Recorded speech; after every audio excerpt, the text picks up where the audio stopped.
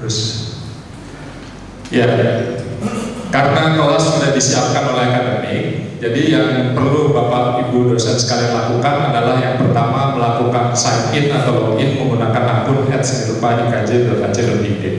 Saya dan Mas Adit dan dekanat dari kemarin itu kita memantau di grup struktural yang isinya KPS dan Sekprodi supaya melis dosen-dosen mana yang sudah atau yang belum punya akun email dengan domain @senirupa.ikj.ac.id. Kalau belum, ya kita langsung bikinkan. Ya. Kalau dari kemarin sih kita lihat laporannya cuma sedikit, jadi rata-rata sudah, karena kita memang biasanya sudah menggunakan akun itu untuk mengakses ya. Tapi ada beberapa yang dapat dan tidak pernah dibuka sehingga passwordnya kadaluarsa, sehingga kita harus reset dulu. Jadi dicek aja masing-masing gitu. Tapi lapornya ke KPS dulu supaya kita data, kita kerjainnya sekaligus. Ya. Jadi tampilannya seperti ini. Caranya adalah ya dari rumah kita buka komputernya atau gadgetnya, lalu kita mengakses Google Mail. Gitu. Walaupun domainnya Senirupa, tapi teknologi yang kita pakai adalah Google Mail. Jadi kita klik Google Mail, kemudian ketika masuk lihat layar login seperti ini, kita ketik alamat domainnya. Kebetulan di situ kan contohnya adalah kuliah online yang senirupa.ikj.ac.id, lalu password ya sesuai dengan password masing-masing. Lanjut Mas. Nah, kalau kita buka nanti di dalam email dengan domain @senirupa.ikj.ac.id ada email undangan, invitation dari akademik untuk mengelola kelas Bapak Ibu dosen sekalian sesuai dengan yang tercatat di jadwal pada semester ini. Ya. Jadi kalau dibuka emailnya nanti ada link, di situ ada tulisan gabung, join. Itu tinggal diklik linknya. Ya. Lanjut Mas. Nah kalau diklik, dia akan membuka aplikasi Google Classroom langsung. Bentuknya kurang lebih seperti ini. Kemudian biasanya kalau masih kosong, belum ada siswanya, Anda ditanya apakah Anda mau mengundang siswa baru. Tapi sebagian siswa yang tercatat di akademik itu sudah diundang oleh akademik. Tapi nanti dicek, karena kadang-kadang juga karena mahasiswa kita ada 800, jadi mahasiswa itu langsung gabung walaupun sudah diundang. Jadi kita juga harus aktif ngingetin. Mungkin kalau kita nggak kenal langsung sama mahasiswanya bisa minta tolong si A atau si B, invite masuk ya ke dalam Google Classroom-nya. Mereka juga dapat email yang mirip seperti yang kita terima dari akademik. Lanjut Mas. Nah berikutnya masuk ya. Berikutnya adalah soal pengelola kelas dan materi. Ya Mas. Nah kalau kita punya jadwal lebih dari satu, itu biasanya di tampilan akan muncul kelas-kelas yang kita ampuh. Kita tinggal pilih kuliahnya apa.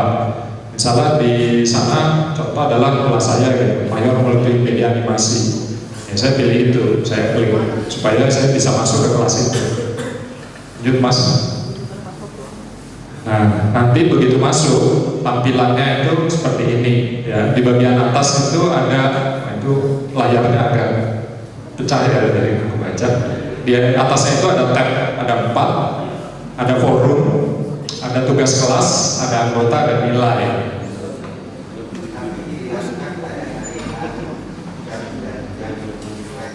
Ya silakan, kalau mau langsung untuk ngecek supaya kita siap-siap, kan materinya belum diupload Mas, ini kan masih kosong.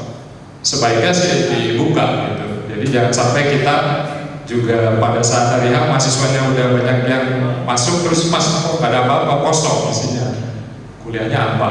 Kalau saya sih lebih baik dulu saya masukin materi supaya mereka bisa langsung lihat, oh itu udah ada. Dan itu ya dilakukan ketika kita ya punya koneksi memungkinkan gitu. Kalau lagi di jalan sambil nyetir mobil sih jangan Mas, nabrak bahaya gitu. Nah walaupun ini bisa diakses menggunakan gadget, saya sih sarankan menggunakan komputer, laptop, atau desktop. karena ya kalau layarnya kecil agak susah gitu. Ya.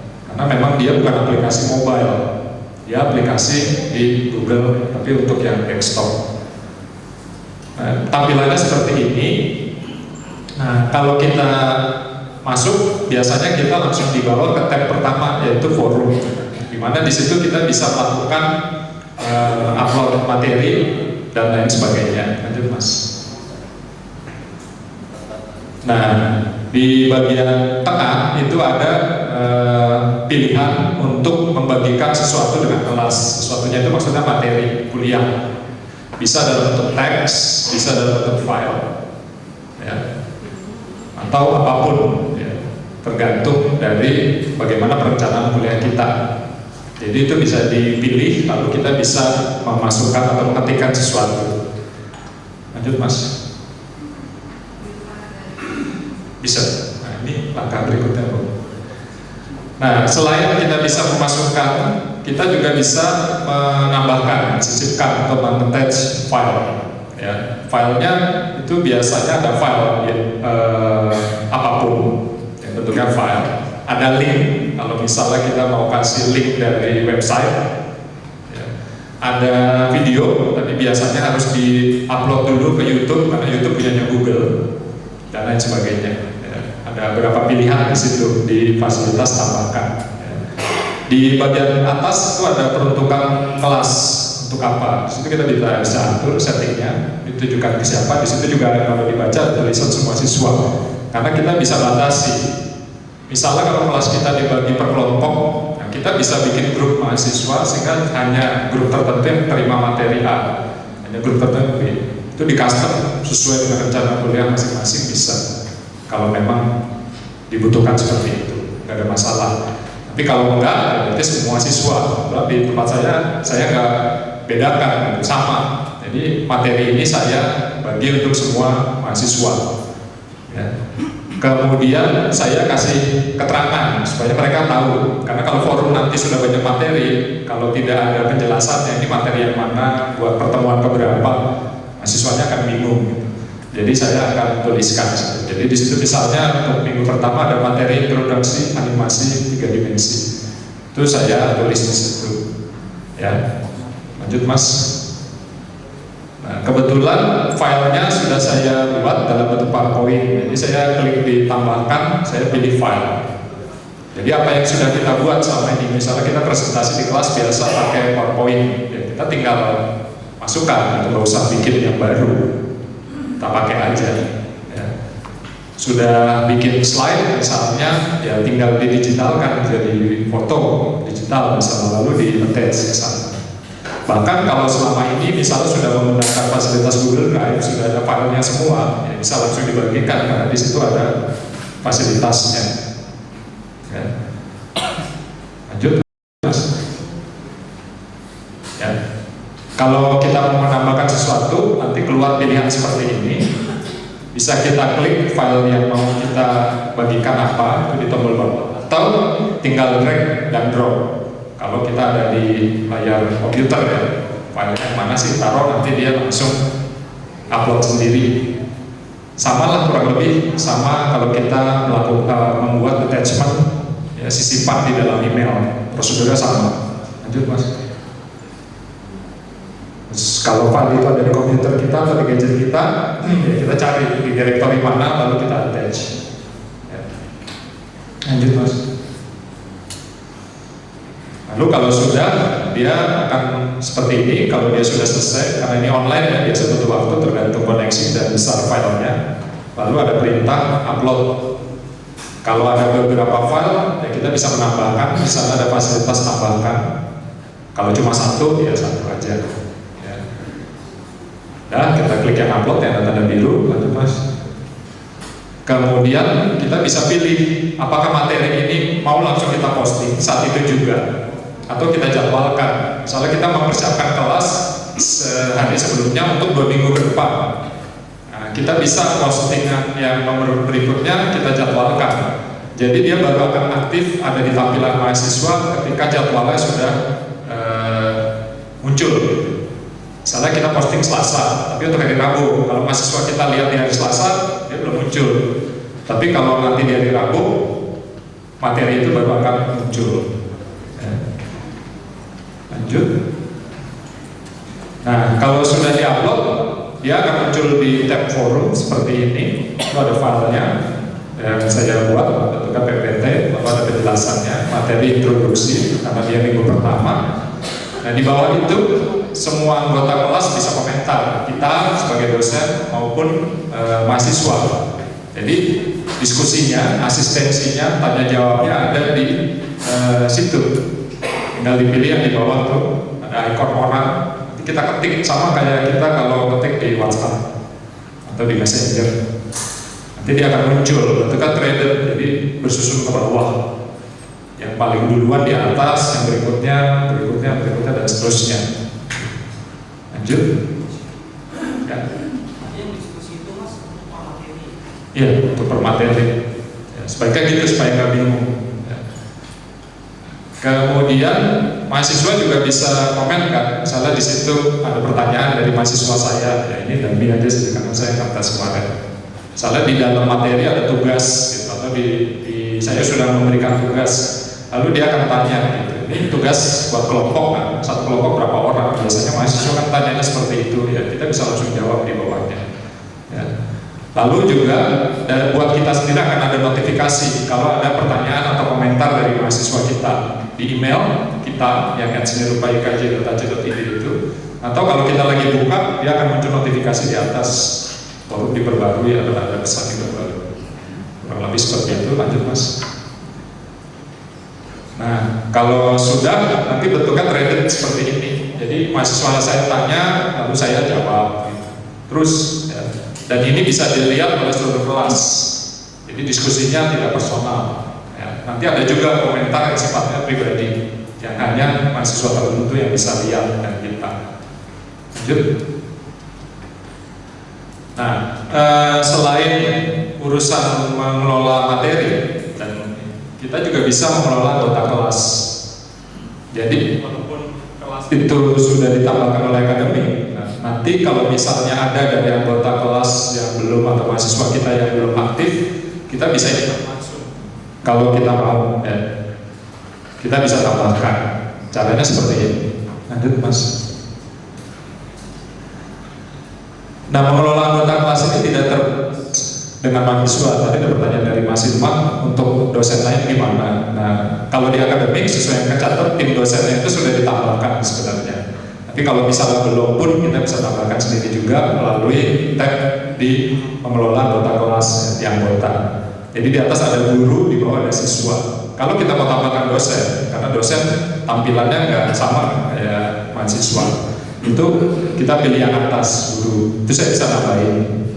Ya, misalnya saya sama Mas Norman, padahal Mas Norman belum punya email gitu, baru dibikinin. Jadi saya yang invite, nggak usah nunggu akademik karena saya udah tahu emailnya. Jadi saya add di atas. Ya, misalnya Norman yang saya sampaikan nanti Mas Norman akan terima email, lalu dia bisa gabung sebagai guru. Untuk mahasiswa, siswa kita pilih yang bawah. Itu sudah ada kan ya, mahasiswa seni rupa 1, mahasiswa seni rupa 2. Kalau kurang saya bisa tambah, klik lagi ikon yang orang plus di atas. Jadi saya tambahkan ya. Lanjut mas. Nah, untuk menambahkan setelah kita klik nanti ada pilihan seperti ini, undang siswa misalnya. Kita harus mengetikkan alamat emailnya ya. Dan alamat emailnya harus menggunakan domain yang sama @seniorupayikj.ac.id. Kalau pakai alamat lain nggak bisa, dia tidak terdeteksi, dia tidak akan muncul. Biasanya pas orangnya ngeklik ya kalau misalnya diundang. Jadi nanti seperti itu, misalnya di sana saya sudah menambahkan dosen baru, itu pakai nama saya sendiri. Kalau dia sudah kita undang tapi belum aktif, dia akan abu-abu seperti itu ya.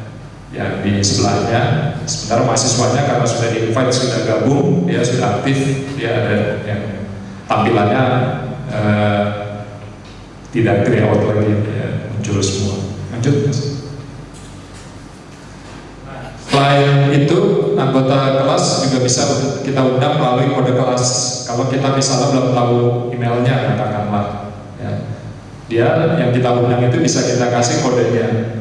Jadi di bagian depan di forum itu di bawah nama mata kuliahnya, misalnya Maya Multimedia Animasi 3D itu ada kode unik, kode kuliah yang bisa kita klik nanti muncul gede seperti ini. Nah ini bisa kita copy paste, kirim mau pakai WA, mau pakai email bisa. Ya. Kode ini nanti dikirimkan ke orang yang kita tuju. Nanti pada saat dia buka aplikasi Google Classroom, dia bisa masukin kode kelas ini. Lanjut mas. Lagi. Ya, nanti di tampilan si orang yang kita kirimkan, mahasiswa yang kita kirimkan, dia akan muncul tampilan seperti ini. Dia bisa base untuk bergabung ke kelas, ya. Termasuk juga dosen. Ya. Dia masukin, nanti dia bisa masuk ke kelas yang kita kelola. Lanjut. Nah, sampai di sini ada pertanyaan dulu mungkin sebelum saya lanjut ke pengelolaan tugas kelas. Ya. Kalau mahasiswa yang belum punya email kampus, Ya harus dibuatkan, itu ditanyain ke akademik aja. Karena kan untuk bikin yang pakai dominan seni rupa harus kita yang buatkan. Ya. Oh enggak, kita ada semua sebenarnya, sudah semua. Cuma pada saat kita kirimkannya lewat grup ya, perangkatan. Nah memang ada beberapa yang mungkin belum baca atau belum memperhatikan, ya itu ngingetin aja dosen. Coba dicek itu di grup. Kemarin 800 mahasiswa sudah dapat email semuanya, saya kirim semuanya. Ya. Sudah harusnya semuanya. Kalau memang masih ada yang kurang, tolong dikumpulkan ke prodi. Siapa-siapa aja belum dapat emailnya, jadi kita cek. Tapi rata-rata kondisinya sekarang adalah belum login, belum pernah login sama sekali. Seperti beberapa dosen yang di sini juga saya lihat masih banyak yang belum login, belum pernah login sama sekali. Jadi tolong cek lagi ke prodi masing-masing. Terima kasih. Ya. Di apa namanya di kita tadi di Greor kita udah undang, tapi si mahasiswa itu belum login. Dia tadi tampilannya masih abu-abu terang, abu-abu samar. Itu berarti dia udah dapat undangannya, tetapi dia belum melakukan login. Karena dari 800 mahasiswa itu kan kita berdasarkan data akademik ya. Ini yang aktif di semester ini. Totalnya mahasiswa kita itu ada 900 sekian. Karena ada yang tidak aktif, statusnya cuti dan sebagainya nggak ikut kuliah. Tapi sudah ada 800. Nah dari 800 itu kita bagi perangkatan. Karena mereka terbagi di grup-grup medsos itu perangkatan. Ya, yang 2019, 2018 sudah. Mungkin ada ada sedikit hambatan di angkatan yang lama 2013 dan 2014 karena mereka nggak punya grup, mereka nggak bikin, mungkin malu ya, udah terlalu senior, udah veteran gitu. Jadi nggak bikin grup gitu karena orangnya dia aja gitu. Nah ini yang nanti harus kita akademik akan hubungi gitu dalam telepon. Problemnya adalah kadang-kadang mahasiswa kita itu nggak update. Jadi nomor yang ada di akademik itu kalau mereka ganti nomor mereka nggak update. Nah ini tolong bantuannya dari Bapak Ibu sekalian sebagai dosen untuk kalau misalnya bisa kontak yang ingetin bahwa mereka harus masuk atau mungkin kita tolong temennya yang kenal. Kita juga dari akademik pakai cara lain gitu. Kalau di telepon nggak bisa ya kita coba juga gitu, dari temennya, dari siapapun gitu. Masalahnya memang kalau dianya sendiri nggak aktif gitu. Kan memang kita punya mahasiswa ya, yang datangnya cuma dekat-dekat mau UTS sama UTS, dekat-dekat mau UAS sama pas UAS. Jadi pokoknya dia pakai jatah 25% itu untuk nggak hadir gitu. Ya. Lanjut mas, udah nggak ada kali ya pertanyaan lain soal yang sebelumnya? Oke. Untuk mengelola tugas kita bisa pilih tab tugas kelas. Di sana ada pilihan buat. Nanti kita klik plus, kita bisa bikin tugas yang mau kita ke mahasiswa kita. Lanjut mas. Di sana ada pilihannya tugas kuis. Kalau bentuk tugasnya adalah kuis, pertanyaan, ada materi. Kalau misalnya kuliahnya tugasnya itu kompleks, butuh materi sendiri, itu butuh penjelasan sendiri. Kan saya nggak tahu ya, tergantung rancangan pembelajaran masing-masing nih. Ya. Atau ada tugas lain yang mau dipakai lagi, misalnya memang tugasnya itu extend berapa minggu untuk kerjain, nanti kan kita post lagi aja tugas yang sebelumnya. Ya. Juga bisa dipilih berdasarkan topik. Jadi tentukan sendiri sebagai dosen. Lanjut Mas. Nah, kalau kita pilih salah satu pilihan itu, misalnya buat tugas, nanti ada judul tugas apa, kita isikan, kita ketik judul tugas. Lalu si tugas, ya, dia opsional, bisa diisi bisa enggak, tapi sebaiknya sih diisi. Karena kan kita ini pembelajaran jarak jauh, mahasiswanya nggak langsung ya tatap muka dengan kita. Jadi sebaiknya mereka bisa baca daripada nanti mereka banyak tanya untuk hal-hal yang sebenarnya bisa dijelaskan lewat tulisan. Lalu file yang perlu ditambah itu bisa kita tambahkan sama seperti kalau kita posting materi untuk kuliah yang di tab sebelumnya. Ya. Jadi diisikan judul tugas, judul kerja, kemudian file yang kita perlukan. Lanjut Mas. Di sebelah kanan itu ada pengaturan ya, di sebelah sini. Misalnya kurang jelas ya layarnya. Di sini itu ada poin nilai. Jadi kita bisa set nilai. Ya, batasannya adalah 100. Misalnya saya set tugasnya itu poinnya cuma 30 karena tugasnya banyak di kuliah saya.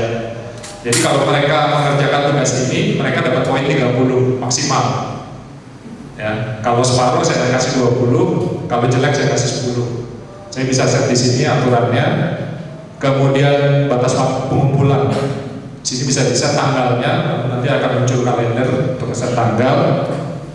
Ya, lalu ada topik, rubrik ini biasanya ya.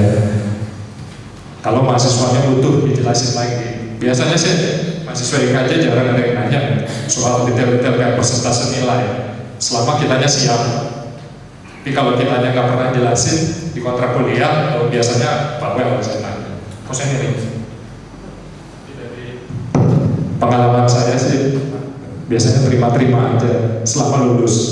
Kalau nggak lulus baru masalah tanya. Lanjut Mas. Nah, kalau kita sudah posting, maka mahasiswa kita akan lihat tampilan seperti ini. Jadi bentuknya akan seperti itu. Ada tugas, judulnya, mereka kan punya tab juga ya, tab tugas. Ada filenya, bisa dilihat.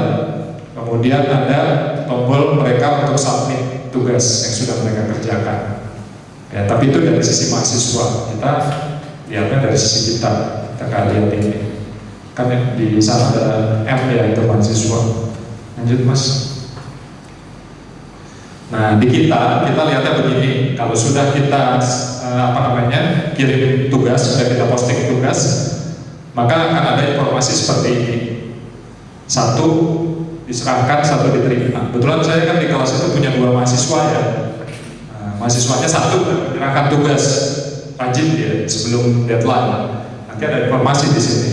1 diserahkan. Yang ini udah terima tugasnya, dia udah baca, tapi dia belum kerjain, belum kirim. Tulisannya cuma 1 diterima. Nah, itu bisa kita klik untuk lihat siapa sih yang udah nyerahin tugas, siapa yang udah lihat tugas tapi belum kerjakan, itu kita bisa cek dari sana. Lanjut Mas. Nah, kemudian kalau kita klik, kita akan dibawa ke tampilan seperti ini. Tugasnya ini bisa kita langsung cek, kemudian kita nilai. Nilainya itu akan ditampilkan di bagian sini. Kebetulan tugas yang buat contoh ini, misalnya mahasiswanya ngerjainnya asal-asalan gitu. Jadi saya cuma kasih nilai 10 dari 30 karena tugasnya cuma copy paste. Dia nggak bikin sendiri kan, kita bisa cek tuh biasanya. Wah, kerjaan tugasnya jelek, kan kita bisa lihat ya. Jadi ada di sini nih nilainya. Kemudian lanjut Mas. Kalau kita klik filenya, akan membuka file terkait ya. Kebetulan saya nyuruh mereka ngumpulin cerita singkat yang mau dibikin animasi, maka bentuknya seperti ini ya. Dia langsung buka sendiri. Ini tampilan filenya, saya bisa baca, saya bisa kasih nilai. Nilainya ada di sini. Misalnya 10 dari 30, nanti dia cuma dapat 10 poin dari total 30 poin. Lalu di sini saya bisa tambahkan yang namanya komentar pribadi. Jadi dia bisa lihat komentar itu cuma mahasiswa. Kan kalau komentarnya misalnya agak nyelekit, ini tugasnya jelek gitu. Kalau kita postingnya di forum, semua orang bisa lihat kan, mahasiswanya malu ya. Jadi yang bisa lihat cuma dia sendiri. Makanya kita taruh di komentar pribadi sana. Ya sebaiknya sih komentarnya konstruktif ya. Kan tujuan kita ngasih tugas kan supaya mahasiswanya bisa menguasai materi, bisa menguasai kompetensi. Jadi mungkin kita masukinnya adalah tugasnya masih perlu diperbaiki, di bagian ini yang perlu diperbaiki. Kurang lebih seperti itu ya, itu diserahkan sama Bapak Ibu sekalian. Tapi akademik bisa lihat gitu. Jadi kalau pakai digital ini kita bisa lebih kontrol sih. Dosennya ngomong apa gitu, bisa ketahuan. Lanjut. Nah kemudian ada pilihan, misalnya kita mau kembali karena kita masih kasih waktu. Kebetulan deadline tugas ini belum tercapai, mereka masih bisa perbaikan. Maka saya kasih pilihan kembalikan tugas ke mahasiswa seperti itu. Lalu saya pilih kembalikan. Mahasiswa juga bisa upload tugas ulang ya, selama batasnya belum kita lampaui gitu. Kita belum dia belum lampaui tenggat. Lanjut. Nah ini kemudian saya pilih kirim ulang. Ini mahasiswa ya, yang dilihat mahasiswa. Nah mahasiswa bisa lihat tugas, lihat komentar kita. Lalu kalau dia misalnya masih mau memperbaiki nilai, dia bisa pilih kirim ulang supaya tugasnya bisa, kan ada remedial kan diharapkan gitu ya. Itu bisa dilakukan kalau di digital tuh lebih mudah kalau. Lanjut. Nah di kita infonya kalau sudah ada yang kita kembalikan, dia akan seperti ini. Tadi kan ada satu tugas sudah diserahkan kan, sekarang belum ada lagi yang tugas, maka 0. Satu sudah diberikan tugasnya dari kita ke dia, tapi dia belum kerjakan. Satu sudah dinilai. Jadi kita langsung tahu gitu, mana tugas yang sudah dinilai, mana yang belum. Mahasiswa juga bisa tahu gitu, oh tugasnya sudah dinilai, oh nilainya baru segini, saya harus kerjain atau memperbaiki lagi. Kurang lebih seperti itu. Lanjut. Oke. Untuk urusan mengelola tugas kurang lebih seperti itu. Nah, ada pertanyaan?